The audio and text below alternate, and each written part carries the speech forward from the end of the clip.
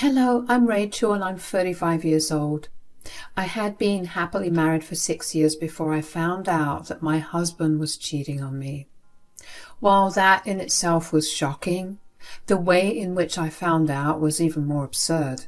Allow me to tell you my story. I met my ex-husband Joey at college. We shared a few classes and got paired to do a few projects, which is what got us talking. He asked me out on a date and I said yes. That one date turned into many more. We dated for around 4 years after that.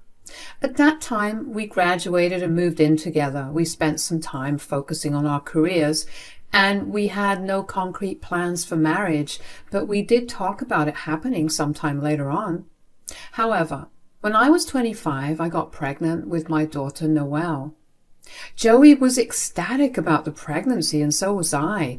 We decided to get married as soon as we could. We got married 3 months after I found out I was pregnant, and then another 5 months later, I gave birth to Noelle. At first, both Joey and I struggled to get used to our new roles as parents. We were constantly sleep deprived and had absolutely zero time to ourselves, especially because we were also working full time.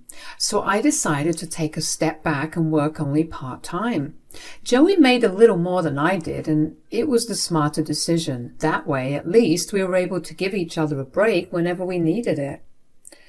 Our arrangement worked quite well. In fact, it worked well enough that we decided that we'd just leave it this way. And that's how it was for the next 4 years. I took care of Noelle the most, while Joey brought home the money and would take care of her on the weekends while I worked. However, things changed suddenly one day for us. It was a regular day. I greeted Joey as he walked through the door after work. "How was work?" "Tiring as usual, but I do have some news." "Oh no, is everything okay?" "Yes, I still have my job, but I got told that I'll be needing to put in more hours." "Okay, how many more hours?" "A few more, and I'll have to be traveling on business trips." "Are they going to be paying you more?" "No." "What? Then how is it fair that they're asking you to do more?" "I know. They promised me a promotion if I prove myself worthy." "That's not good. What if you work like a dog and they never give you a promotion? Did you talk to them about this?" "I did, and they told me that if I had any problems, then I was free to leave." "That's not right." "I know, but what choice do I have? We have a child and I can't afford to lose this job." "You're right, but that doesn't mean that you can't start applying to other jobs." "We'll see about that. I just feel bad because that means that I won't be home a lot." "Hey, that's okay. You're working hard to make sure that we live comfortably. I'll quit my part-time job so I can be more present with Noelle." "I'm sorry that you have to do that." "No, it's okay. These are the struggles that we need to go through to have a better life. You don't need to worry too much. Besides, I have a few friends with connections and I can ask them to ask around for any openings that other companies might have for you." "That would be good. Can we not talk about this for now? I'm already tired and I just want to rest for now." "Of course. I have dinner set for us to have. Go freshen up and come back downstairs." I felt bad that Joey would barely be home. I tried my best to find him other jobs, but Joey always had an issue with them. Eventually, I just gave up on trying to help him. Thankfully, my sister Christina had moved to our city around this time, and I, at least, got to enjoy her company when Joey was not around. Christina and I shared a strong bond, and she really was my best friend. She also spoiled Noelle rotten, but I didn't mind that. Whenever Joey would be gone for days, I'd ask her out to coffee, and we'd spend the evening just having so much fun. And whenever Joey was in town, she'd come over to our place for dinner. Joey and Christina ended up becoming really great friends too, and I remember thinking that I was lucky to have such a tight-knit family. However, just a few months later, I got a call from the hospital telling me that my dad had been admitted there because he passed out from very high blood sugar levels. They told me that he would have to remain there for a few days just for observation and until he was stabilized. I was panicking, so I went to Joey about it. Honey, I just got a call from the hospital. Oh no, is everything okay? Not really. Dad's blood sugar levels shot up like crazy and he passed out. He's there right now and they need him to stay there for a few days just for observation. Is he doing okay though? For now, yes, but his sugar levels have been fluctuating a lot. They're waiting for it to stabilize before they can send him home. Okay, that's not bad. So what are you going to do? Well, I was thinking of going to the hospital and staying with him until he gets discharged. Yes, of course, you should go. Really? Will you be able to look after Noelle? What about work? Obviously, I can take care of her. She's my daughter, too. Work can wait for a few days. You just go and make sure that everything is all right with your dad. Yeah, okay. I was just worried because you've been really busy with work and I don't want Noelle to be left alone at all. You don't have to worry about a thing, okay? I'll make sure that Noelle is well taken care of. You only have your dad right now, so you should go take care of him. You're right. I'll call Christina and tell her about the news. She can come around too, and maybe we could switch days so you can work and I can take care of Noelle. I don't think that's a good idea. What? Why? Well, Christina's already going through a rough patch right now, and staying at the hospital with your dad will need her to take off from work, and that's something she can't afford to do. But this is her father. I'm sure she'll want to be there for him. Yeah, but it will also add more stress on her. Why don't you just keep her updated about how things are going, and maybe, if, God forbids, things get worse, she can come over then. Fine. I don't have the mental space or energy to look into the rationale of all this. Just take care of Noelle. I'll make a timetable and send it to you. Just follow that, okay? Don't you worry about a thing. Go be with your dad. I'll hold down the fort for a few days. Keep me updated too. I will. Thanks, honey. I was glad that Joey was so understanding of my situation and even more touched to see how much he cared for my sister. I wasted no time in packing myself a bag for the next few days. I texted Christina to let her know the situation with Dad, gave Noelle a kiss goodbye, and made my way to the hospital. When I got there, Dad was asleep, but he was happy to see me when I woke up. The next 3 days were kind of fun for us. I mean, we never got to spend much time together after I moved out, and he was in much better health as the days passed. By the end of it, he was back to being his happy, bubbly self. The day that he got discharged, I dropped him back home and made my way to Noelle's school to pick her up. When she saw me waiting for her in the parking lot, she ran up to me with the biggest smile on her face. "Hi, Mommy." "Hi, sweetie. How are you?" "I'm good. How's Grandpa?" "Grandpa's doing much better now." "Yay. Can we go see him soon?" "Why don't we let Grandpa rest for a few days first?" "We'll visit him next week, okay?" "Okay." "Did you have fun while Mommy was away?" "Not really." "What? Why?" "Daddy doesn't play with me like you do. He was always on his phone." "Really?" "Yeah, I was waiting for you to come home so we could watch cartoons together." "Oh, sweetie, we'll watch whatever you want." "Yay." "Did anything else happen?" "No." "Wait, yes, I saw Grandma's ghost." "Grandma's ghost?" "Yeah, Grandma's ghost came to visit Dad." "Sweetie, what are you talking about?" "I came back home from school the day before yesterday and I saw a lady in the house." "You saw a woman? In the bedroom? Did you recognize her?" "I didn't see her clearly because she walked into the bedroom. I asked Daddy who she was, and he asked me what I was talking about. But I saw a lady, Mommy, I really did." "Did you tell Daddy that you saw this lady again?" "Yes, because I wanted to know who that was. Dad told me then that I must have seen the ghost of my grandma. Dad told me that Grandma was here because she was worried about Grandpa and that she rushed out of heaven when she heard that Grandpa was in hospital. She was staying with us because the hospital wouldn't let her stay there." "Oh, wow, that's quite a story. Are you sure you saw a lady in the house?" "Yes, Mommy, I promise." All right, that's enough of that. Mommy's getting kind of scared. How about we get back home and watch cartoons now? Okay. I didn't understand what Noelle was talking about and decided to think about it later. I gave her the day she wanted and eventually put her to bed. Joey had gone on a business trip that morning after dropping Noelle at school. But as I tried to fall asleep, I found myself thinking about what Noelle had said. My mother passed away a year after Noelle was born. I was very close to her, and while the thought seemed touching, I didn't believe in ghosts, not to mention it was Joey who fed her that story. Eventually I fell asleep and decided that if I still couldn't stop thinking about it the next morning, I'd look into it. The next morning, I dropped Noelle off at school. When I came back home, I realized that I had been thinking about Noelle's ghost story all day. I had a strong feeling in my gut that something was very wrong. I felt like Joey was lying to me about something.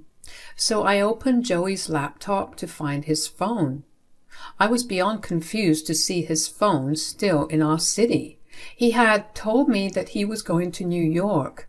I zoomed in a little more on the actual location of his phone, and I was shocked to see that he was at my sister's house. My head was spinning. Why would he have to lie about that? I then did something I was not proud of. I went through his messages and his social media. That was where I found my smoking gun. Hundreds, if not thousands of messages between the two of them, almost all of them explicit. The few that weren't explicit were about how they had so much fun with each other the last time they met. I kept scrolling and scrolling until I found when it all started. It started when Christina moved here. The business trips were just Joey's pathetic excuse to go over and stay with Christina. My entire world shattered at that moment. There was only one person I could go to about the whole thing, and that was my dad. I somehow made the drive to his place with tears flowing down my cheeks. When he opened the door to me, he was shocked to see me sobbing. "Sweetie, hi, what's wrong? Come in." "I don't know anymore, Dad. I really don't." "Okay, just cry it all out. I'm right here for you. I just found out something so vile and disgusting that I don't even know how to feel right now other than hurt. Where do I even begin if I want to tell you what I found out?" "Why don't you tell me how it all started?" "Well, when I returned back after staying with you at the hospital, I went to pick Noelle up from school and she told me that she had seen Mom's ghost at home." "What?" "Yeah, and when I asked her to explain it to me, she told me that she had seen a woman at home and that Joey had told her that it was Mom's ghost who came to visit you and was staying with us because she couldn't stay at the hospital." "I don't like where this is headed, and I definitely don't like that he's using my wife as a cover-up. So I followed him around and found out that he's been cheating on me with Christina." "What?" "I looked through their messages, and this has been going on for 6 months, right around the time that Joey got really busy with work. I don't know what to do anymore." "Hold on. Is that why your sister never visited me at the hospital?" "Yeah. He was the one who convinced me not to call Christina over to the hospital when you were sick, because he didn't want her stressed out. But really, he just wanted to get in her pants. I feel so sick." "This is absolutely unacceptable. Sweetie, I'm so sorry this is happening to you. Do you want me to have a word with Christina?" "What will that do? That won't erase any of this pain." "Okay, then how about we get some revenge?" "Revenge? Isn't that like childish?" "Who cares? They didn't care about you, or the fact that you and Joey have a child, or the fact that Noelle saw Christina and they were sleeping around when Noelle was at home.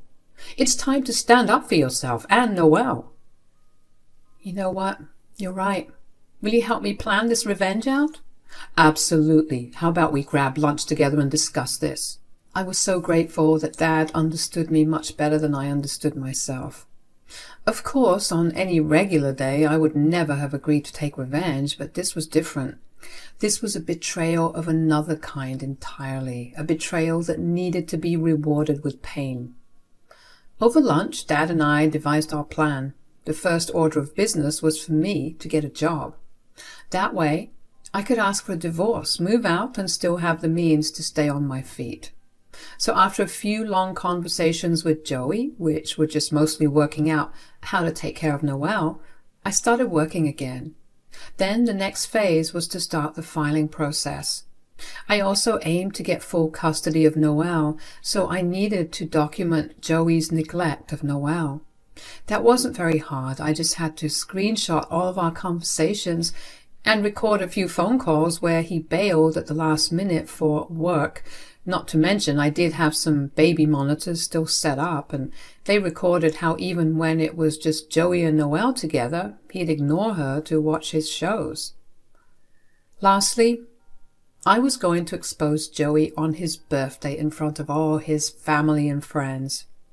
I talked really big about this party with Joey. He got really excited about it, and I couldn't wait to destroy all that happiness.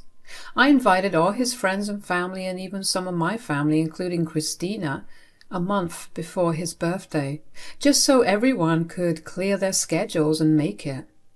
On the day of the party, I dropped Noelle off at my dad's after telling Joey that his party was a kid-free one. I didn't want her to witness any of the ugliness that was about to unfold. The party began with Joey cutting his cake and then carried on with everyone giving him their presents. I waited to get to the end. I made sure that he was beyond happy just so I could watch it crumble down to nothing. Okay, it's my turn to give you a gift. Oh, you didn't have to. I really did. What's this? I'm sure you can read it, Joey. Why are you divorcing me? Because I know. No? About what? Everyone. I've just sent you a file. Why don't you take a look at it and see what my dear husband has been up to in the last 8 months? What's going on? What's going on is that I just sent everyone proof of you cheating on me with my sister. What? I didn't. Save it, Joey. While I was worried for my dad, you brought my sister into our house and into our bedroom to sleep with you.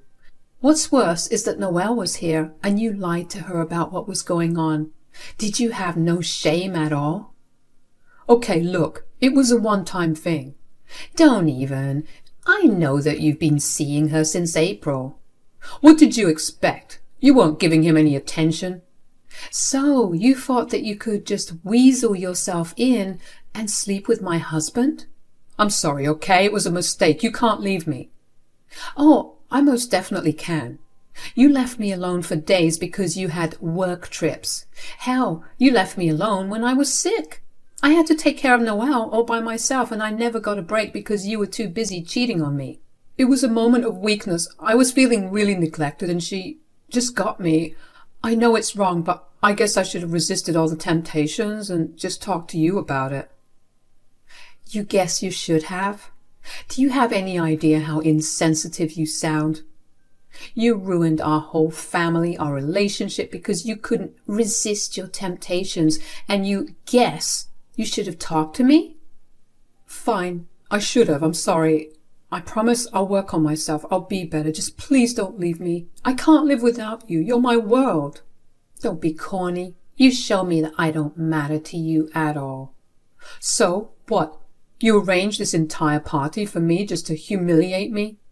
Of course, you humiliated me in the worst way, and this is the least that I could have done. I have all my things packed, and Noelle will live with me at my dad's.